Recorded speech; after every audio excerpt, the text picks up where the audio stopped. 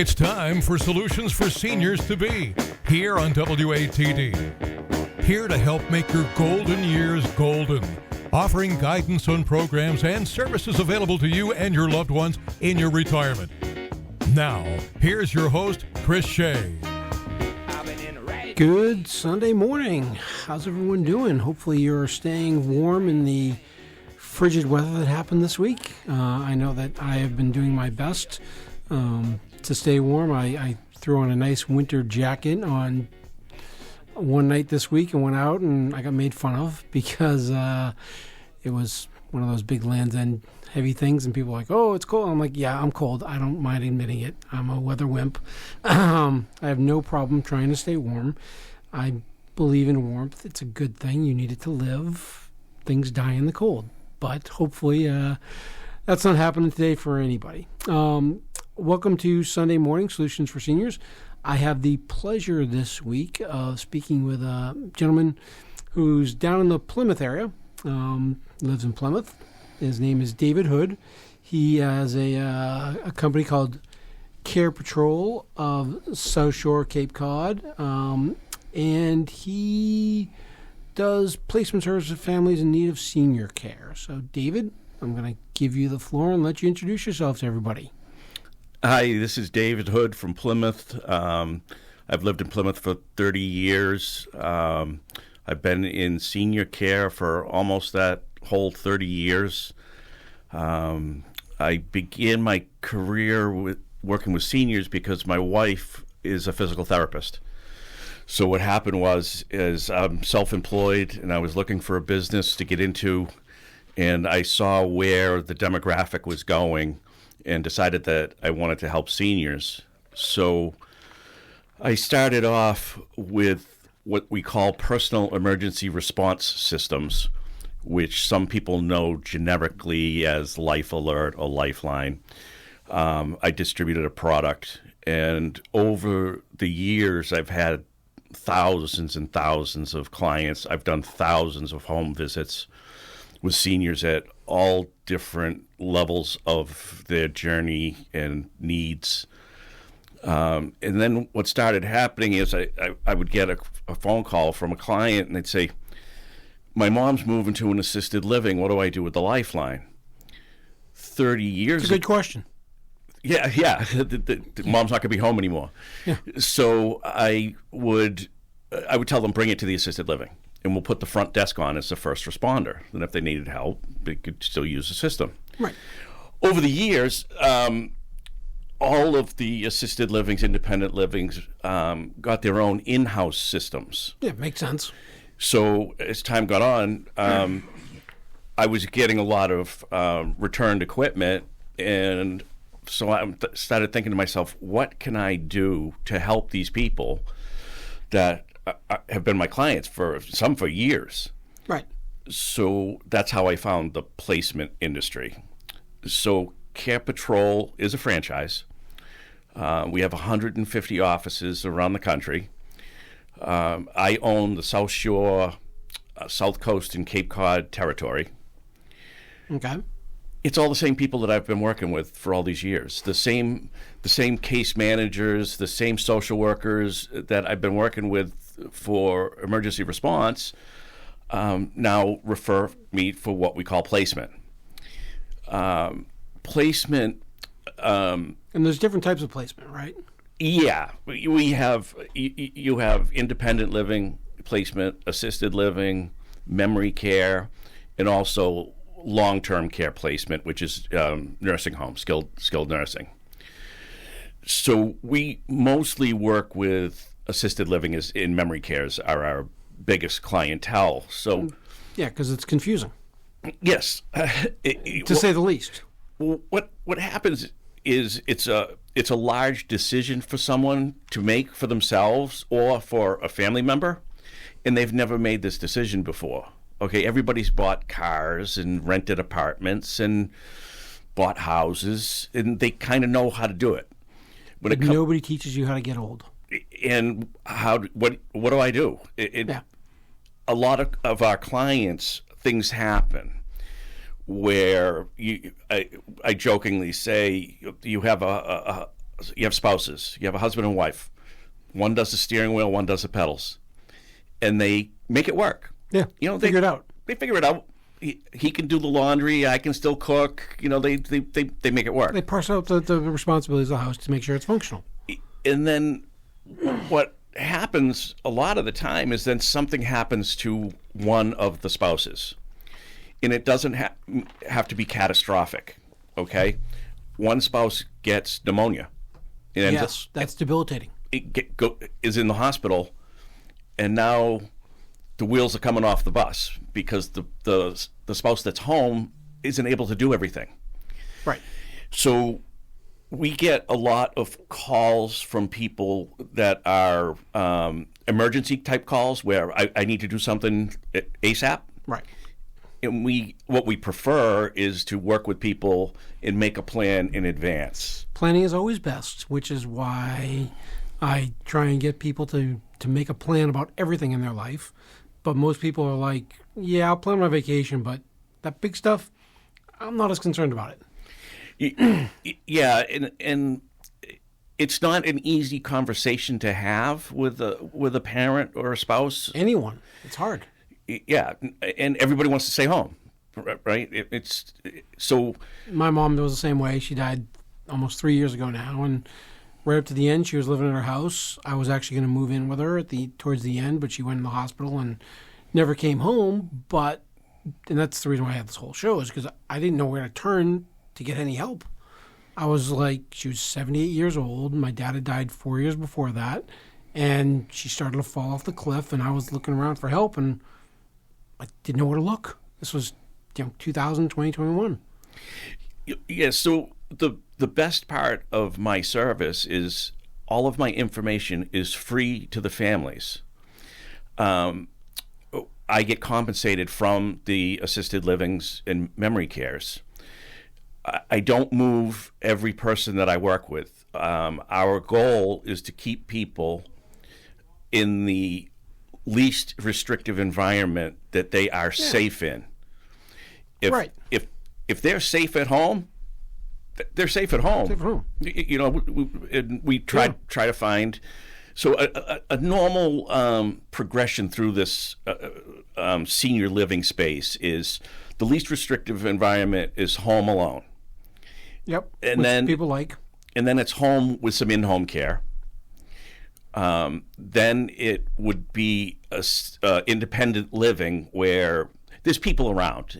You're very independent. It's like an apartment. It's an apartment. It's a senior apartment that comes with a couple meals a day. Oh. You come and go as you please, but there's people around. There's people that know if you don't show up, or if you didn't come for lunch where you normally do, people are going to be looking for you. And you've got a social life built in. And you have a social life. The social part of it is the biggest. And COVID was brutal in our industry with people that should have been somewhere with other people around them and they were home alone.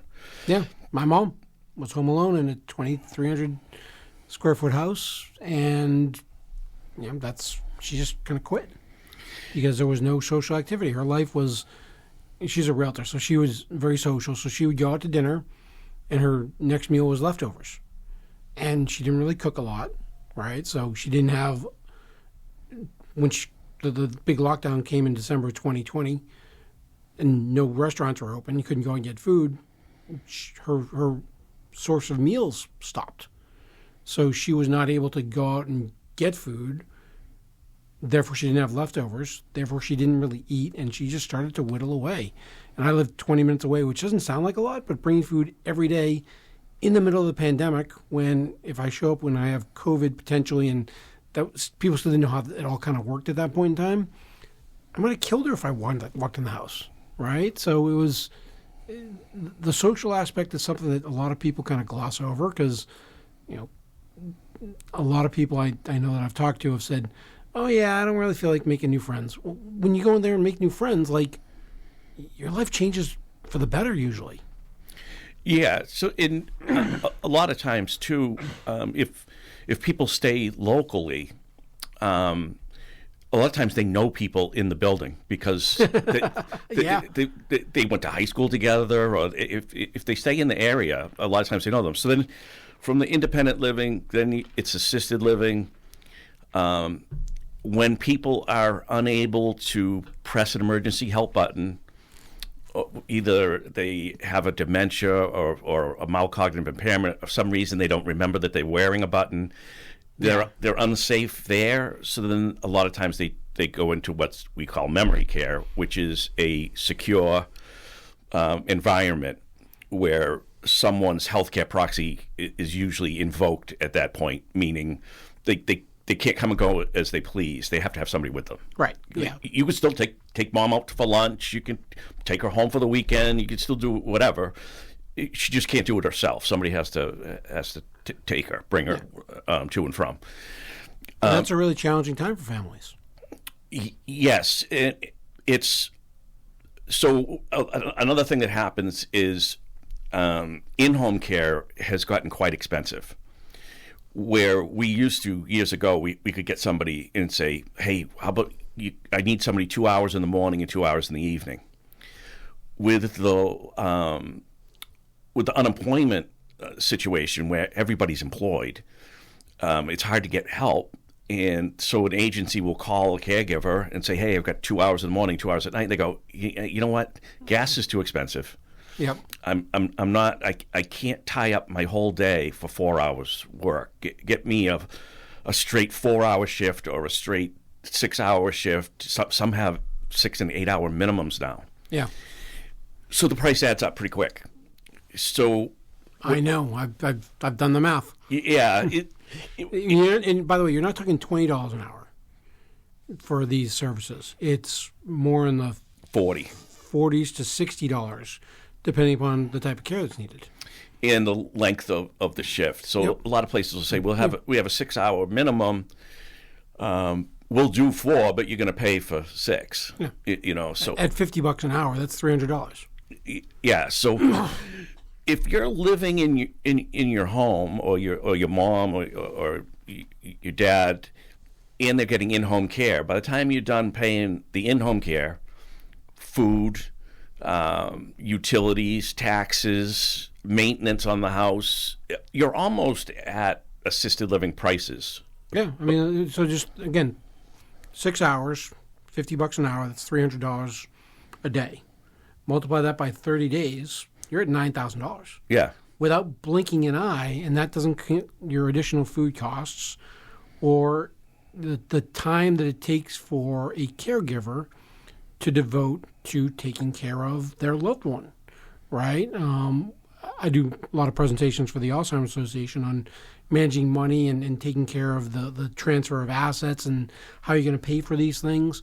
And the studies show that the impact to the caregiver, particularly if they're a child, and let's face it, statistically speaking, most often that's the female, they're now going to give up work hours to take care of their loved one. And that means they're giving up income, which means they're giving up savings. It can have a cascading effect of more than just the $9,000 a month on the cost of the in-home care. Yeah, it's a big cost to society overall, not just to, because employers lose it's the hours. The hours. I can't come to work today. My mom fell. I'm at the hospital. So there's a huge cost to it. I'm on an age and dementia friendly task force for the town of Plymouth, and we're doing a lot of work. And one of the biggest things is transportation with seniors. Yeah, it's very difficult for them to get around if you're not driving. Where the assisted livings, transportation comes with your rent. Yeah, so you can make your doctor's appointments. You can do these different things, and like you said, and you're not paying taxes on your home. You're not paying utilities. It's a huge number. Don't get me wrong. Assisted living's not inexpensive. It's not cheap, right? It's not cheap. We get people that are extremely wealthy, which a lot of times they can afford 24-hour care at home, and that's what they do. We get people that can't afford it, and then we have to work with them through how to get on Mass Health, how to explore the skilled nursing, side of things, state funded. There's very little state funding in assisted living in Massachusetts. There is some. There are some what we call PACE programs. It's a program for all-inclusive care for the elderly. It's part of a Mass Health program. So we the bulk of the people that we work with are in the middle. Yep. They have maybe $1,000, $1,500 a month in Social Security, maybe the husband's Social Security, maybe a small pension, and they have equity in their home that they're going to use to fund their care. Yep. So we work with them to show them how to get the equity out of their home. We can move someone. We have finance companies that will finance you into an assisted living. It's really not a lot of money because it's such a short-term loan because houses are selling pretty quick. Yeah. So basically, we can get the funding from this finance company, and then the people move in, put the house up for sale, and when you close, you pay off the loan. Yeah. Well, let's take a break there. We'll go to our commercial, and then we'll be right back with David Hood from Care Patrol of South Shore, Cape Cod. Are you fit to retire? I'm Chris Shea, financial advisor with BPS Financial Services in Marshfield. I work with clients to create a 100-day plan that can help get you started so that you can get the most out of your retirement. You've worked your whole life towards your goal of retirement. Let BPS Financial Services put together a plan that will help you enjoy your retirement. Find out how a 100-day plan tailored to you can help you get started in your retirement at fit2retire.com/Chris-Shea or call 781-733-5996. That's 781-733-5996. And now for my fast red disclosure, as this has been compliance approved. Chris Shea is a registered representative offering securities and advisory services offered through Cetera Advisor Networks, LLC, member FINRA/SIPC, a broker-dealer and registered investment advisor. Cetera is under separate ownership from any other named entity, located at 752 Ocean Street, Marshfield, Massachusetts, 02050. That's 781-733-5996. All right. Well, welcome back. Glad you got to listen to my Fit to Retire commercial there. Hopefully this is a conversation that kind of fits into that, where as we're going into that, we were talking about financing and paying for the services that can be very costly. And it can be a huge headache for a lot of people to figure out how they're going to pay for things.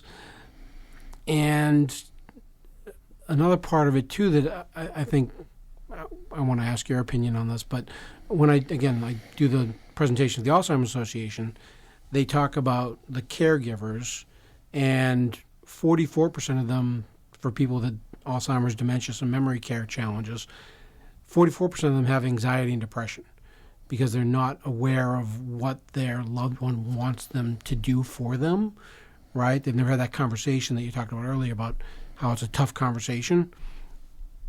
It can be really challenging to know what to do if you haven't been told what to do. So do you help people with that conversation around setting the care up for the long term as well as just the placement in the facilities? Oh, absolutely. I don't want to get too much into all the certifications that I have. No. This is a brag moment. Start off with some of the certifications, because the more certifications you have, that means that you've done the work that people need to know that you've done, so that they know that their loved ones are being taken care of, right? Because that's what it comes down to. Is I want my mother, grandmother, sister, brother, spouse, whatever the case may be, I want them taken care of, and I want to know that the person coming to help me is qualified and gives a crap, right? That's pretty what people want to know. So tell me about some of your certifications. All right. So I'm a certified senior advisor, which is pretty involved to get that certification. I'm a certified dementia practitioner, certified Alzheimer's disease dementia care trainer. So I train people in how to take care of people with dementias. I'm a certified first responders dementia trainer, so I can do trainings for first responders. So those are the biggest certifications that I work with. Can I give people just one quick hint? Yeah, give them as many hits as you want. One quick thing is what we find a lot of times is people arguing with people with dementia. Oh, yes. Where you try, if you can, to not use terms like, no, that's not the way it is, don't you remember? You're not going to get anywhere. So what we say is to agree and redirect. Okay? Yeah. So I got a story about that, actually, because my grandmother had dementia, and she was in her 80s, and I was in my 20s. And I would go and visit her. She was in a facility, and I'd walk in, and half the time it'd be, hey, Chris, love you, what's going on, blah, blah, blah. The other half of the time, I'd get sworn at. And she had been the head ER nurse down at St. Luke's Hospital in New Bedford for years until she got hurt and had to retire. But her nursing kicked back in, so I'd come in, and she'd be all, with the IVs and everything, and she'd look at me like I was an orderly and say, get the bleep over here, you need to fix this bleeping thing. And I'm like, okay, it's going to be one of those days. And instead of fighting with her, I'd walk outside, I'd find somebody who was a nurse or whatever, and I'd be like, can you come in here and just play around with the things? And they're like, we just did it, And I'm like, I know you know that, I know you've done it right. She's complaining. She needs to see somebody do it. If I touch them, I'm going to screw them up. Just play like you've done it, and she'll be happy. And invariably, they'd come in, fix it, and I'd sit there and act like I was somebody that she didn't know and just have a trip that was not the best one for me, but it was still important to have that connection and be there at times. Yeah, so that's what you agree and redirect. So, it's dinner time. I want my dinner, and it's 8 a.m. You just say, "Oh, okay, yeah, let's get dinner," and then you move on. If you go with it's not dinner time, oh, you're in a fight that you can't win. You're not going to win. So, we work with a lot of people that have different levels of dementia, and some people are very pleasant. They're very happy. You get others that get angry and frustrated. But our job is to find out what's frustrating them. It's people that act out. If they didn't have those behaviors before, there's something that's frustrating them. So we want to find out, and that's what these facilities, communities, a nursing home is a facility, assisted living is a community. Right. One is residential, one is medical. So they're all trained in how to find out and how to relieve the anxieties so that people can live a better life. Yeah, that's ultimately what it comes down to. People want to age with dignity and respect and know that they have the ability to have grace around whatever set of circumstances they have. And if you can find that and give that to someone, well, that's what people really want, I think. Oh, yeah. It's like I said, it's a very difficult thing. The other one we hear a lot is, well, we always told Mom that we'd keep her at home. And I was like, it's a great goal. It's just fantastic goal. Her health has changed. It doesn't make sense now for that to happen. When someone starts the route that we call it, it's home, hospital, rehab, home, hospital, rehab. Once you start that triangle, all kinds of things can happen. We have people that get miserable. They get into a hospital, they get C. diff or MRSA or COVID, and it's just our goal is to keep people out of the healthcare facilities if we can. Yeah, as one of my doctor friends told me, when you're sick, you don't want to be in the hospital. Yeah.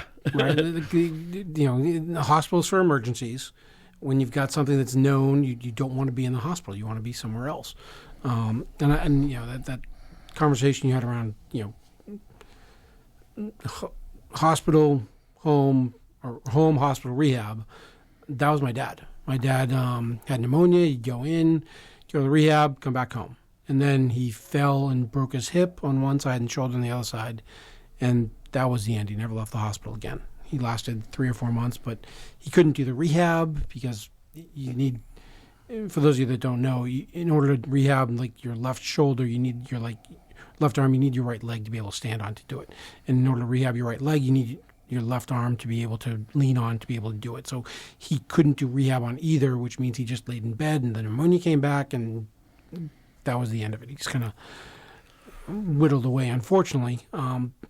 But it was that for like 2 years, it was the home hospital rehab with me and my mom and taking care of him. And it was a burden on her that probably aged her 5 to 10 years in 2 years. Yeah. So with that scenario, if you have a loved one going to rehab, is a good time to call us. Because what happens is people think it's the rehab, but it's not. It's Medicare. Medicare decides how long you stay there. Yep. And they're reading the notes from the therapists every day. 3,000 miles away, their office and wherever they're at. And at some point, the case manager from Medicare, they have their own case managers, the nurses. And by the way, their job is not to take care of your health. Their job is to get you out of the system as quickly as they can. And save money. Right. So a lot of them, you get a good notice. They'll be like, yeah, probably next week sometime. Other times people get 48 hours. Mom is going to be private pay here because Medicare has decided she's gotten as well as she's going to get in this facility, and now you've got 48 hours to figure something out. So when and that's really hard to do. And that's the shorter the time frame, the less good decision that you can make. I have not heard it said any better than that.